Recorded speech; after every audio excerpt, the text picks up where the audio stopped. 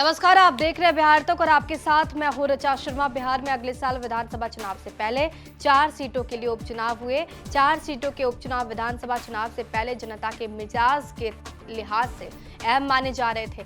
अब इन उपचुनावों में विपक्षी महागठबंधन को बड़ा झटका लगा। सूबे की सभी 4 सीटों पर चुनावी रण जीतकर सत्ताधारी राष्ट्रीय जनतांत्रिक गठबंधन यानी कि एनडीए ने क्लीन स्वीप कर दिया। उपचुनाव में महागठबंधन खाली हाथ रहा और ऐसा तब है जब इन चारों में से 3 सीटों पर 2020 के विधानसभा चुनाव में राष्ट्रीय जनता दल आरजेडी की अगुवाई वाली महागठबंधन के उम्मीदवार जीते थे। बिहार विधानसभा के उपचुनाव में महागठबंधन के हाथ से रामगढ़, तरारी, बेलागंज सीट फिसल गई। गया जिले की इमामगंज सीट पर जीतन राम मांझी की पार्टी हिंदुस्तानी अवाम मोर्चा लोकतांत्रिक ने कब्जा बरकरार रखा। आरा जिले की तरारी विधानसभा सीट से 2020 के चुनाव में लेफ्ट पार्टी के सुदामा प्रसाद जीते थे।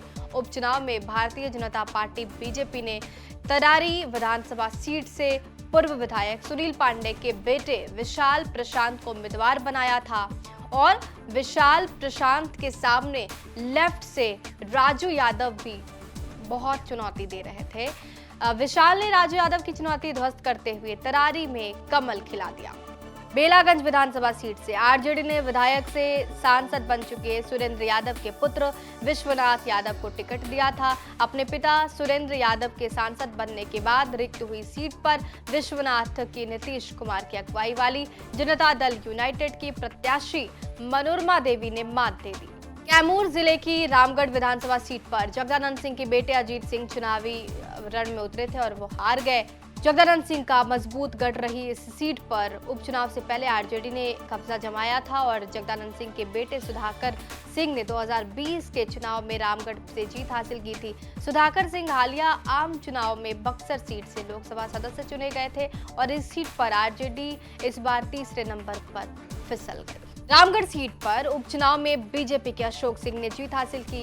बीजेपी के अशोक सिंह का मुकाबला बसपा उम्मीदवार से हुआ। इमामगंज सीट पर जीतन राम मांझी की बहू दीपा मांझी ने जीत हासिल की।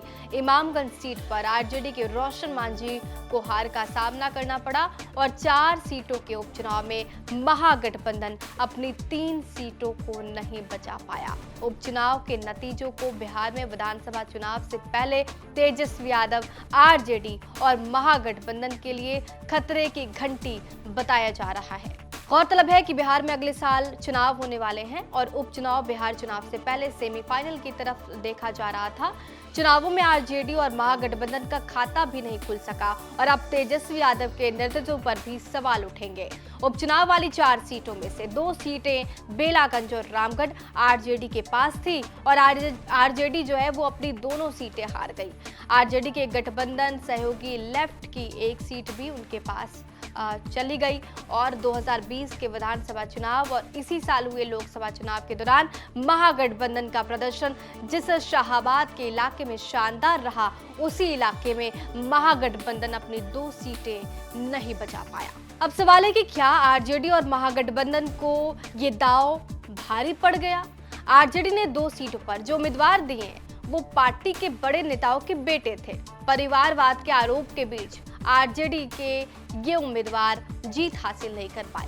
आरजेडी के प्रदेश अध्यक्ष जगदानंद सिंह के बेटे सुधाकर सिंह के सांसद बनने के बाद रामगढ़ सीट पर उपचुनाव हुआ और उनके दूसरे बेटे अजीत सिंह को आरजेडी ने यहां से उम्मीदवार बना दिया, लेकिन वोटर्स ने उन्हें रिजेक्ट कर दिया। बेलागंज में भी सुरेंद्र यादव के बेटे का यही हश्र हुआ। जहानाबाद से सांसद बनने के बाद सुरेंद्र यादव ने अपनी बेलागंज सीट पर बेटे विश्वनाथ यादव को उम्मीदवार बनाया था, लेकिन यहां भी पार्टी को झटका लगा। तेजस्वी यादव के लिए सबसे बड़ी चिंता भाकपा माले वाली सीट पर रही, यानी कि तरारी सीट पर रही, जहां सीपीआईएमएल की हार हो गई।